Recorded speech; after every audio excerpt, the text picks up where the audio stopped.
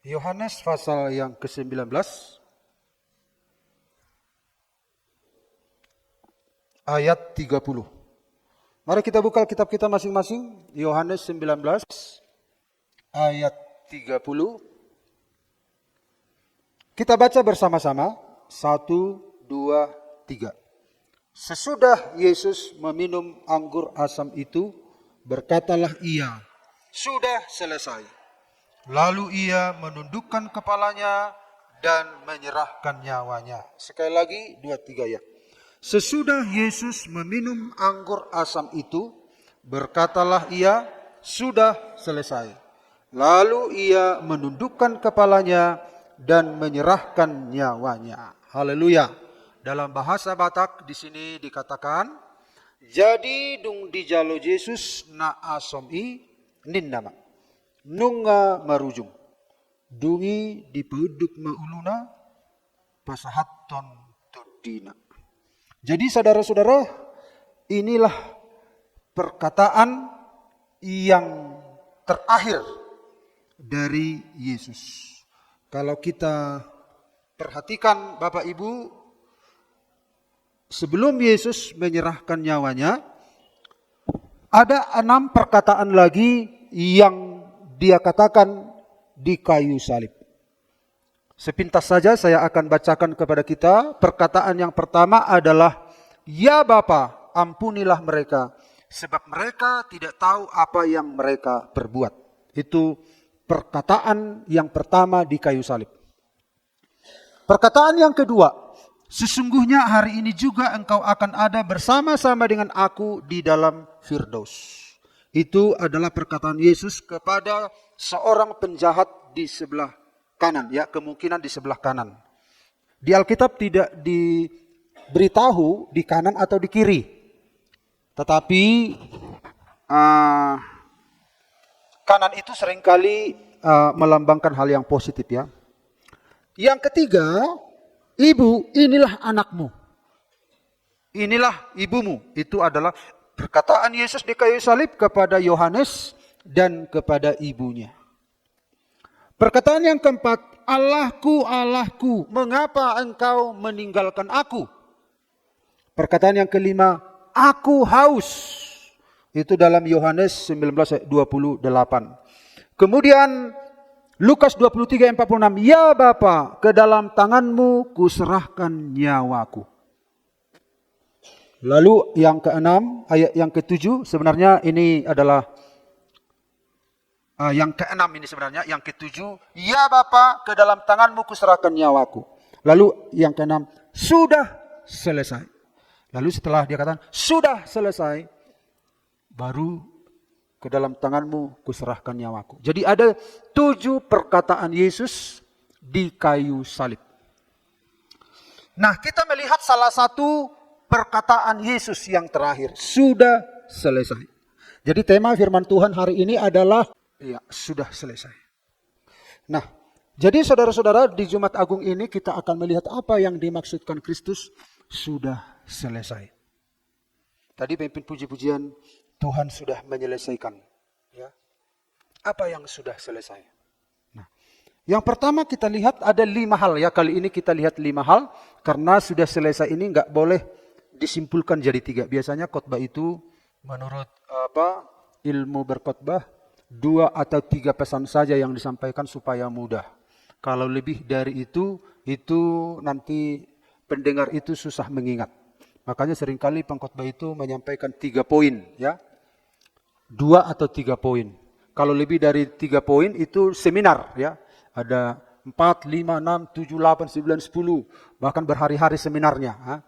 Jadi karena ini tidak bisa disimpulkan, yang sudah selesai ini kita akan lihat secara lengkap, ya. Yaitu ada 5 hal yang sudah selesai. Ya. Yang pertama kita lihat di sini, seluruh nubuatan perjanjian lama tentang kematiannya sudah selesai. Nah, kita lihat yang dalam Kejadian 3:15, "Aku akan mengadakan permusuhan antara engkau dan perempuan ini, antara keturunanmu dan keturunannya. Keturunannya akan meremukkan kepalamu dan engkau akan meremukkan tumitnya. Ini adalah nubuatan. Di dalam Alkitab tentang kematiannya itu sejak masa Adam. Jadi ketika Adam dan Hawa berdosa, Tuhan sudah memberitahukan bakal apa yang menjadi solusi untuk masalah dosa Adam dan apa yang harus dilakukan Tuhan terhadap iblis yang menipu Adam, ya. Yang menipu Adam. Yang berdosa itu Adam, tetapi yang menipu adalah iblis. Jadi yang membuat Adam itu berdosa bukan iblis, tetapi keputusan Adam sendiri. Jadi kalau kita berdosa, jangan salahkan iblis, jangan siapa-siapa, tetapi kita punya kehendak bebas. Kita yang memutuskan kita melakukan atau tidak. Tetapi iblis itu mencoba menggoda. Kerjanya itu menggoda. Tetapi yang mengambil keputusan adalah kita. Ya. Jadi Tuhan akan menuntut kepada manusia mengapa berdosa. Juga Tuhan akan menghukum iblis mengapa dia menggoda. Nah, gitu ya. Jadi Bapak Ibu, saudara-saudara, kalau ada misalnya sebuah pernikahan yang sudah bermasalah, contohnya misalnya salah satu pasangan lah, misalnya istri atau suamilah kita sebut. Suami ini kenapa dia tidak setia? Nah, sang suami tidak boleh berkata iblis yang menggoda aku, enggak bisa. Atau perempuan lain yang menggoda aku. Tuhan akan minta pertanggungjawaban kepada sang suami dan Tuhan juga akan mengurus orang yang menggoda, begitu. Jadi saudara-saudara, kita enggak boleh menyalahkan siapa-siapa, tetapi kita sendiri yang mengambil keputusan itu, ya. Nah, jadi ketika Adam dan Hawa berdosa, akibat dosa adalah kematian. Tetapi Tuhan juga akan mengurus iblis, ya. Jadi dari Kejadian, Keluaran, Imamat, Bilangan, Ulangan sampai kitab Wahyu, begitu saudara-saudara jelas Tuhan menyusun kronologi bagaimana penyelamatan itu. Jadi Alkitab itu tidak ditulis dengan acak-acakan, tetapi berurutan sedemikian rupa sampai kepada kedatangan Tuhan Yesus. Dan kitab Wahyu di sana dikatakan Tuhan akan datang kembali dan akan menjemput orang percaya dan bumi, langit dan bumi akan berlalu, tetapi orang percaya akan masuk ke dalam kerajaan kekal, ya. Jadi kronologinya itu begitu rapi, ya. Dan inilah nubuatan. Jadi Yesus menggenapi, dia katakan sudah selesai, bahwa Sang Juru Selamat yaitu keturunan wanita akan meremukkan kepala ular. Jadi ketika Yesus disalibkan, itu salah satu adalah memenuhi nubuatan 4.000 tahun sebelumnya, ya. Jadi kalau kita ke Yesus 2.000 tahun yang lalu, Yesus ke Adam 4.000 tahun yang lalu. Jadi Yesus menggenapi nubuatan 4.000 tahun yang lalu. Sementara kita memperingati apa yang Yesus perbuat 2.000 tahun yang lalu. Jadi kisahnya ini ribuan tahun. Lalu yang berikut kita lihat, dan akhirnya lahirlah Yesus, dan Yesus datang ke dunia untuk apa? Untuk mati. Karena tujuannya menggenapi, ya. Jadi Yesus datang ke dunia ini untuk mati, menggantikan kematian kita. Karena kita sudah mati. Karena kalau kita sudah mati nggak bisa bangkit. Nah, Yesus datang untuk mati supaya bisa bangkit. Karena hanya Allah yang bisa bangkit. Hari Minggu kita akan merayakan hari kebangkitan Kristus. Lalu yang kedua kita lihat, singkat-singkat saja, ketaatan terhadap hukum Taurat sudah selesai. Tidak ada seorang pun yang berhasil melakukan hukum Taurat, ya. Hukum Taurat itu adalah standar moral. Sebelum datang hukum Taurat, manusia tidak punya hukum. Manusia tidak punya standar. Manusia tidak punya undang-undang. Manusia tidak tahu apa yang dilakukan ini benar atau salah. Benar atau salah itu standarnya adalah menurut dia sendiri, ya. Menurut manusia itu sendiri. Tidak ada hukum, tidak ada undang-undang, tidak ada patron. Apa yang mau kami ikuti? Begitu, ya. Kalau dia misalnya mencuri karena tidak ada hukum. Dia tidak tahu salah atau tidak. Kalau dia, saudara-saudara, membunuh, dia tidak tahu itu salah atau tidak. Kita kan tahu membunuh itu salah karena ada hukum. Karena ada patron. Jadi manusia itu tidak punya hukum. Nah, manusia melakukan apa yang benar menurut dirinya sendiri. Dan akibatnya apa yang terjadi? Allah menghukum bumi. Itu penghukuman yang pertama, air bah. Nah, selanjutnya manusia itu tetap berbuat dosa. Tidak ada standar, tidak ada hukum, tidak ada patokan, tidak ada pedoman hidup. Dan Tuhan memberikan hukum Taurat, itulah standar moral. Jangan membunuh, jangan mencuri. Oh, manusia tahu, oh, mencuri dosa ya. Nah, karena ada pedoman dari Allah. Karena itu dosa, berarti dosa kalau mencuri, dosa kalau berzina, dosa kalau membunuh, dosa. Unako olo maka tidakon hatana so tutu maradok podo ngejolma. Dosa itu ternyata ya. Wah, apalagi banyak ya. Ada, kita lihat di sini. Ada 10 hukum ya. Dari 10 hukum ini diterjemahkan menjadi 613 hukum ya. Kalau dikatakan hukum Taurat itu 10. Dari 10 hukum Taurat itu dijabarkan lagi menjadi 613. Dari 613 248 perintah, 365 larangan. Yang kita tahu kan hanya 10. Ternyata penjabarannya banyak ya. Itulah hukum Taurat Musa. Dan orang Yahudi tahu semua. Makanya Bapak Ibu. Jadi dari hukum ini, kalau kita lihat agama Islam ya, mereka itu punya aturan-aturan. Kalau duduk begini, kalau mau sholat harus cuci muka, harus cuci kaki. Itu dari hukum Taurat Yahudi. Mereka itu malas sholat 7 waktu. Kalau Islam kan 5 ya. Nah, untuk sekedar membandingkan saja. Jadi mereka itu mengambil hukum-hukum dari orang Yahudi. Bagaimana cara berdiri pun diatur. Bagaimana cara makan pun diatur. Makanya mereka protes sama orang Kristen. Kami punya hukum. Bagaimana cara duduk, bagaimana seorang wanita berpakaian. Orang Kristen gak punya aturan. Berantakan, gak ada aturannya. Kalau mau ke gereja, kalau kami mau ibadah, kami cuci kaki dulu. Kemudian cuci muka. Orang Kristen mana? Gak ada aturannya. Nah gitu, itu kata mereka. Karena memang orang Yahudi pun demikian. Orang Kristen malah ke gereja gak mandi katanya. Padahal kita kan lebih dari cuci kaki dan cuci muka kan kalau ke gereja. Malah kita membersihkan diri.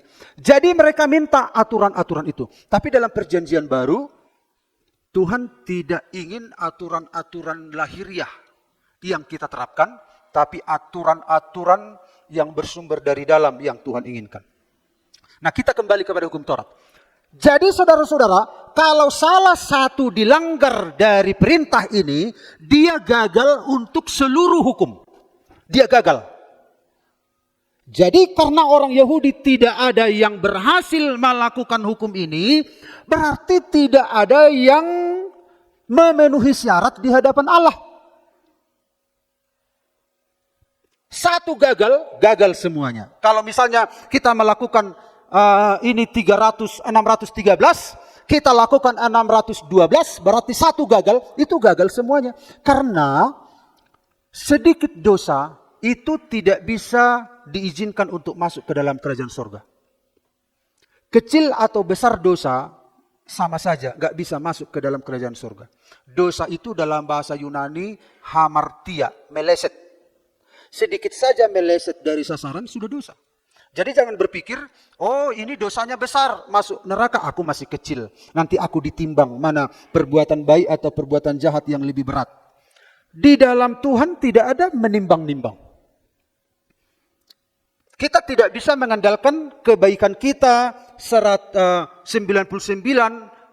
lalu kejahatan kita 1 berarti kita masuk surga, enggak. 1 saja itu sudah membawa orang masuk neraka.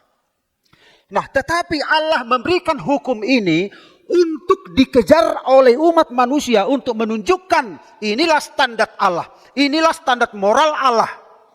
yang harus diikuti manusia. Dan orang Yahudi berusaha mengikuti, dan ternyata standar Allah itu tinggi. Standar kesucian Allah itu tinggi. Dan tidak seorang pun yang bisa memenuhi hukum Taurat. Nah, kalau tidak ada seorang pun, bagaimana solusinya? Berarti manusia sudah sah masuk ke dalam hukuman kekal. Karena tidak ada seorang pun yang sanggup. Bagaimana bisa sanggup melakukan hukum-hukum ini, standar moral ini di dalam keberdosaan kita? Bagaimana kita memproduksi sesuatu yang baik dari keadaan kita yang berdosa? Tidak mungkin sesuai dengan kehendak Allah. Tetapi apa yang terjadi?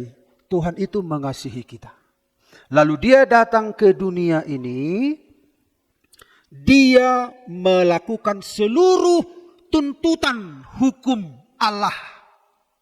Tak satu pun yang meleset. Dan Yesus berkata, siapakah yang bisa membuktikan bahwa aku berdosa? Dan di dalam kitab Ibrani dikatakan di sana, dalam segala hal dia disamakan dengan kita, hanya tidak berbuat dosa. Jadi Yesus datang ke dunia ini memenuhi tuntutan standar moral Allah itu. Berarti Yesus sebagai seorang manusia berhasil, dan Yesuslah yang mewakili kita di hadapan Bapa. Supaya apa? Supaya kita tidak dihukum. Karena tidak seorang pun yang berhasil memenuhi hukum-hukum ini. Dan Yesuslah yang melakukan hukum ini tanpa cacat celah. Ya.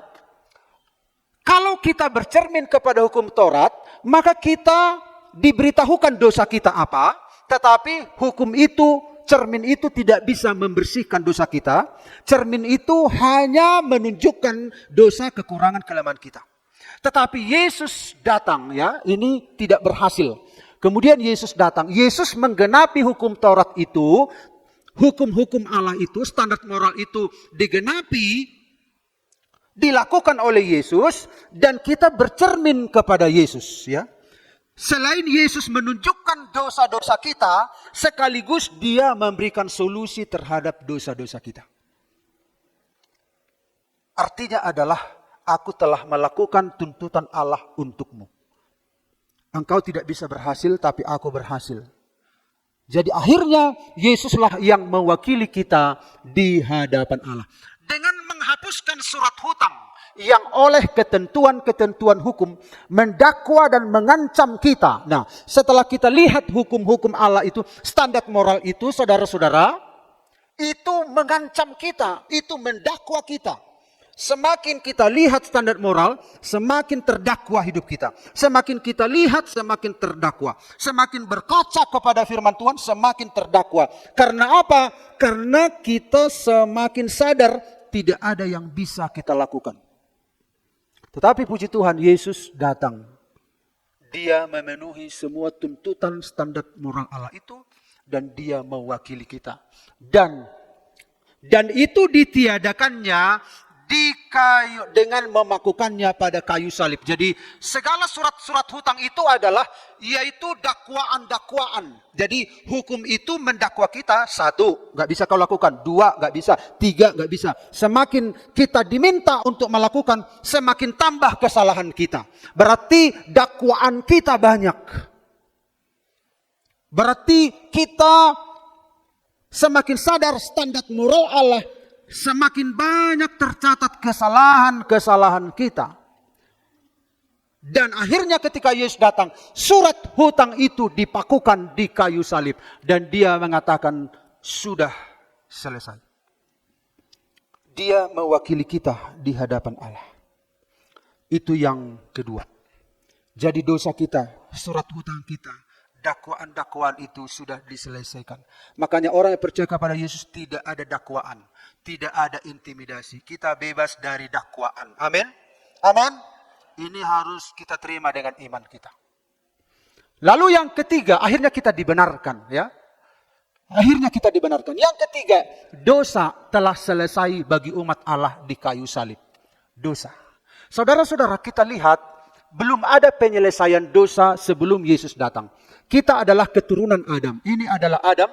Ini adalah anak-anaknya sampai ke opung saya, sampai kepada saya. Ini Jadi ketika kita jatuh dalam dosa, kita saudara-saudara berdosa mendapatkan dosa ini dalam 3 porsi. Bukan hanya 1 porsi, 3 porsi. Porsi yang pertama langsung dari orang tua kita. Dari orang tua kita. Dari Adam ke Set, dari Set ke Nuh, dari Nuh ke Abraham, dan ke opung kita, dan ke saya. Itu porsi yang pertama. Kalaupun kita belum berbuat dosa sejak lahir, tapi dosa sudah ada turun ke kita. Itu disebut dosa keturunan. Jadi di dalam kekristenan tidak ada yang mengajarkan bahwa bayi yang baru lahir, karena agama lain mengajarkan bayi yang baru lahir, dia hatinya bagaikan selembar kertas putih. Setelah dia bertumbuh dewasa, maka mulailah dia berlaku kejahatan-kejahatan, lalu kertas putih itu ditulis, akhirnya banyak dosa. Itu pengajaran agama lain. Pengajaran agama Kristen tidak seperti itu. Ketika kita lahir, kita sudah ada di dalam dosa. Karena yang pertama, dosa yang diturunkan. Jadi saudara-saudara, kita sebenarnya walaupun ketika seseorang lahir belum berbuat apa-apa, dia sudah ditargetkan masuk ke dalam neraka. Karena tidak ada satu dosa kecil pun akan membawa orang ke neraka. Tidak bisa masuk ke surga okelah, aku kan Tuhan hanya 99,9, benar hanya 0,9 tidak berdosa. Enggak. Tuhan itu sempurna. Tidak ada diskon-diskon sama Tuhan.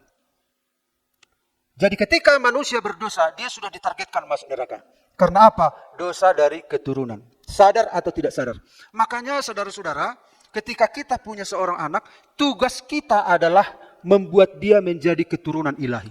Bukan hanya sekedar keturunan biologi. Nah, kita sudah pernah membahas itu. Lalu dosa yang kedua.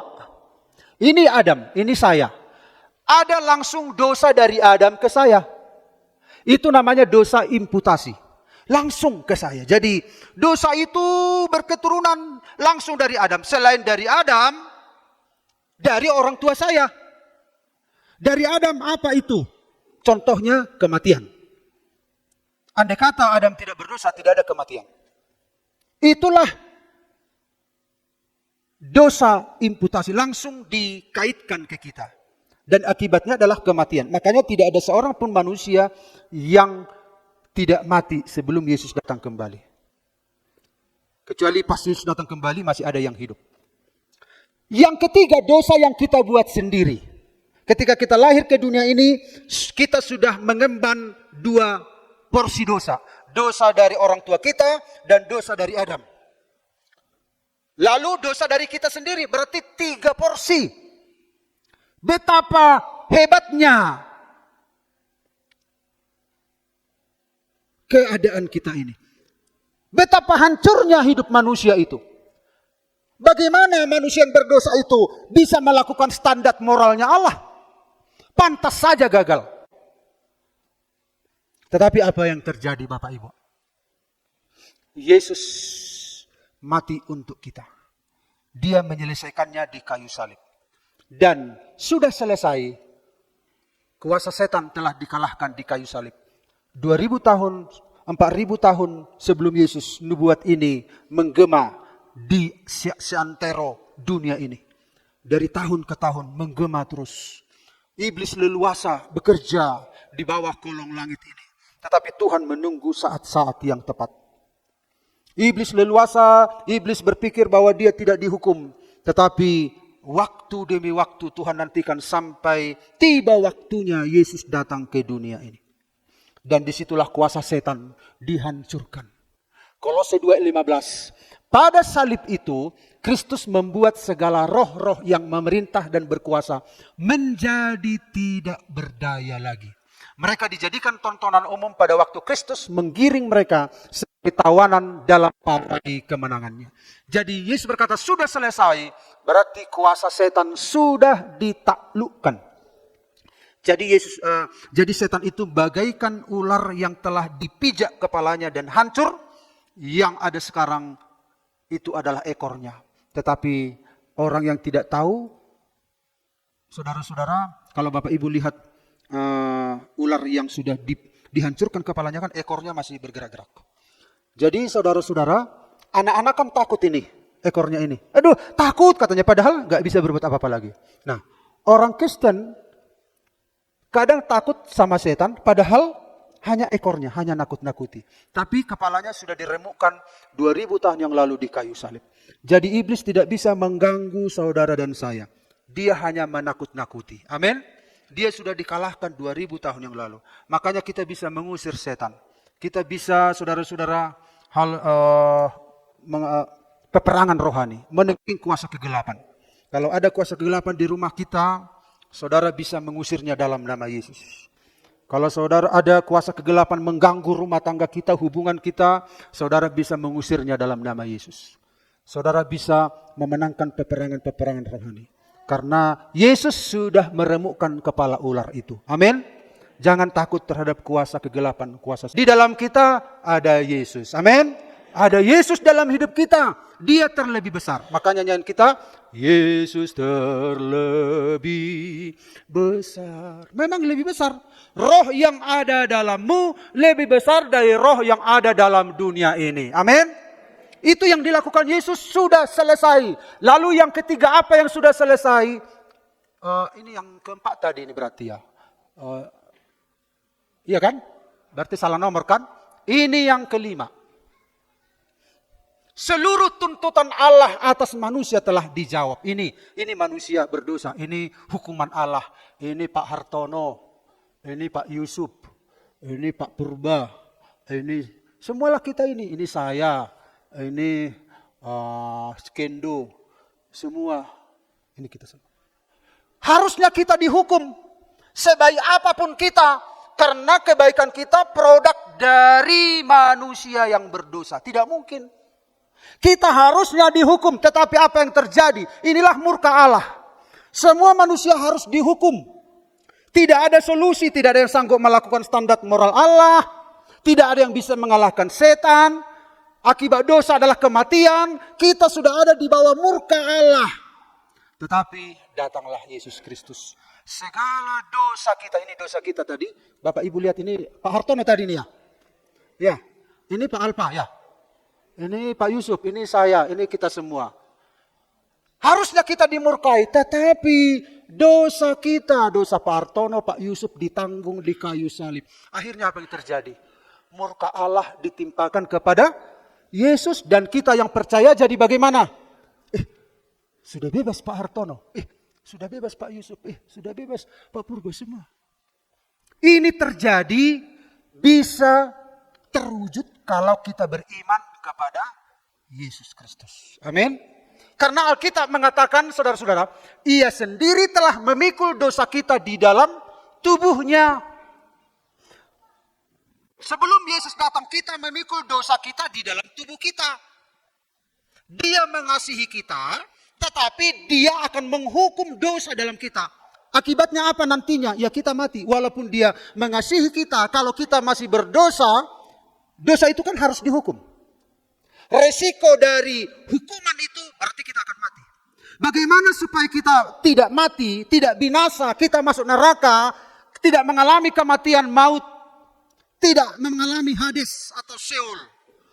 Maka Dia memikul segala dosa kita di dalam tubuhnya dan murka Allah dicurahkan ke dalam tubuh Yesus di kayu salib supaya kita yang telah mati terhadap dosa hidup untuk kebenaran. Oleh bilur-bilurnya kamu telah sembuh. Jadi saudara-saudara, sekarang ini setelah dibebaskan Tuhan, hidup untuk apa ini? Untuk kebenaran. Hidup untuk kebenaran. Karena kita sudah dibebaskan. Dan 2 Korintus 5:21, Dia yang tidak mengenal dosa telah dibuatnya menjadi dosa karena kita, supaya dalam Dia kita dibenarkan oleh Allah. Akhirnya kita dibenarkan. Satu korban, yaitu Yesus Kristus. Dia menggantikan kita, Bapak Ibu. Inilah kebenaran yang sedang terjadi di bawah kolong langit ini. Makanya Bapak Ibu, ini adalah momen yang luar biasa. Sudah selesai. Dia sudah menyelesaikan. Kita berjalan di jalan-jalan yang sudah dimenangkan Tuhan. Ya, Kalau kita mengalahkan setan, itu kita mengalahkan setan yang sudah kalah sebenarnya. Misalnya ada petinju. Ini sang suami, saya suami. Saya mengalahkan orang lain. Saya sudah babak belur. Wah, sudah saya babak belur. Orang itu, musuh itu, oyong. Lalu istri saya gimana? Jatuh. Jadi sebenarnya kita mengalahkan iblis yang sudah kalah sebenarnya. Karena Yesus sudah babak belur mengalahkan. Jadi kalaupun kita bilang, pergi kau iblis, karena memang dia sudah kalah. Kita berjalan di jalan kemenangannya Tuhan. Amin. Hari esok kita sudah dijamin oleh Tuhan. Jangan takut, jangan khawatir. Tuhan berjanji memelihara kita. Tuhan berjanji akan memulihkan kita. Tuhan berjanji akan memberikan kemenangan kepada kita. Semuanya sudah selesai di kayu salib. Sekarang kita hanya mempercayai apa yang Dia sudah perbuat baik kita. Amin. Puji Tuhan, pemain musik silakan datang ke depan.